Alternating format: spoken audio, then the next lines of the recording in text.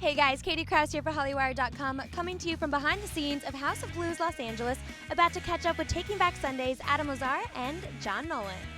I want to read a fan album review that you guys got, and I want to hear what your first reaction is.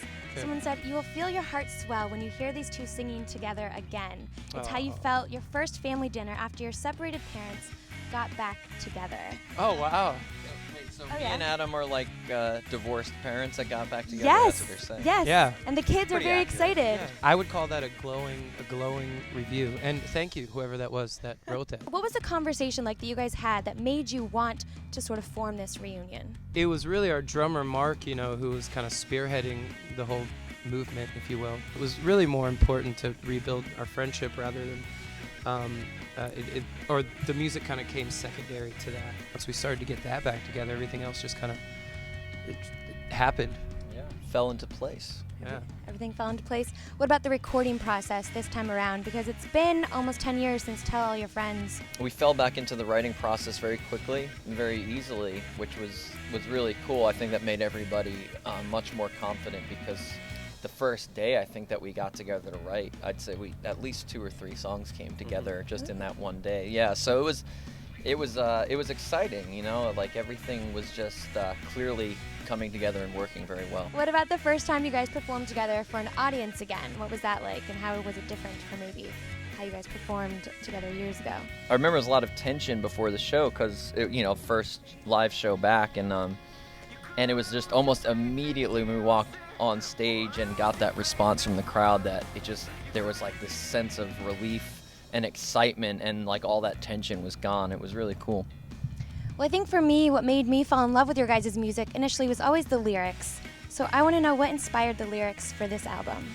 We draw from our everyday lives, like whether it be from our relationships or our friends' relationships, kind of what we're seeing happening around us. It just all comes from that.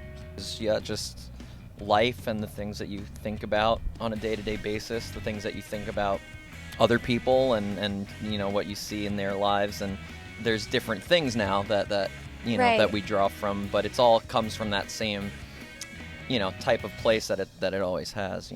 Have you ever gotten an angry phone call from maybe an ex-girlfriend or an old buddy of yours? Have you? I see the smirk right here. Yeah, I have. It was a song called "The Ballad of Sal Villanueva," and we played it, and I got a call from an old friend that asked if we wouldn't play that anymore. Yeah, and did you stop playing it? Yeah. That was it, okay. Yeah. I just kind of hide behind him, so like anything that I've written that would get that call for me, like he's the one singing it, so I feel like no one ever really knows when I've like done those things because they just assume it's him that's saying it, and then I can just hide back and be like, It wasn't me. Well, the second single happens to be my favorite song on the album, This Is All Now. What prompted you guys to make that the second single? And it might officially be the second single, maybe, but at this point it's still... There's no official second single Yeah. yet. Yet. We have to be clear. Okay. We don't want people to get mad at us. Just released it on iTunes just leading up to the record coming out, just so people could hear it Okay. and know kind of what they were getting into with the record. Talk to me about the meaning behind that song and sort of the lyrics, if you would.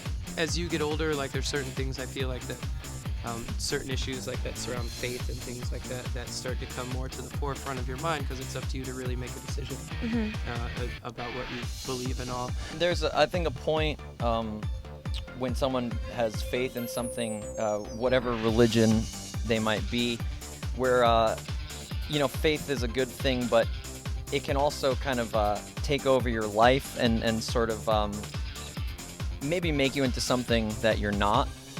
Because you have this idea of what you should be based on what you believe in, and then you spend so much time trying to be that you kind of lose sight of who you actually are, and that's a big aspect of that song. And that's kind of a favorite within the band Okay. too. So it's so we just decided to release that one. What would you say is the most meaningful song on the record to each of you guys? It's like really hard to pick one, like John always says, it's like having to choose. Like if you had kids, like which one is your favorite? Like so, but it's for me it changes. Like for a while I was really stuck on Sad Savior, and now I'm leaning more towards call me in the morning, but it'll be different next week and the week thereafter. You second that? Yeah, it's hard to pin it down and just be like, this is the one, you know, because it does change and it depends what mood you're in. And you guys recently played Tell All Your Friends all the way through. So first of all, how was that, and can we expect a lot of those songs tonight? We did Tell All Your Friends all the way through just because it was Bamboozle, and as Sean, our bass player, calls it, our big coming out party, because it's the first time, you know, like in front of all these people that we're all playing and we're together again. So we knew we had to do something special. And it was a lot of fun, yeah. There's a few songs on there though that we probably won't play again, at least not. Such as? A couple. Well, I mean, if you look at our set lists over the years, then you'll know which ones they are, because they haven't been in. Well, you guys have such a large catalog. This is your 5th studio album. So how do you narrow it down which songs you are going to play on tour? We always start with an idea of what we're going to play, and then just the more shows you get under your belt on a tour, you kind of figure out like what people want to hear. And we just go from there. What would yourselves 5 years ago say right now to yourselves today and about this album? I was like, can you believe it? Myself from 5 years ago would be just so confused about what I was doing right now. And then I know myself back then, I would have been like, you're stupid. You don't know what you're talking about. Lastly, why should people go out and get this album? Because it's awesome. Yeah. Awesome. Yeah. We really worked so hard on this, and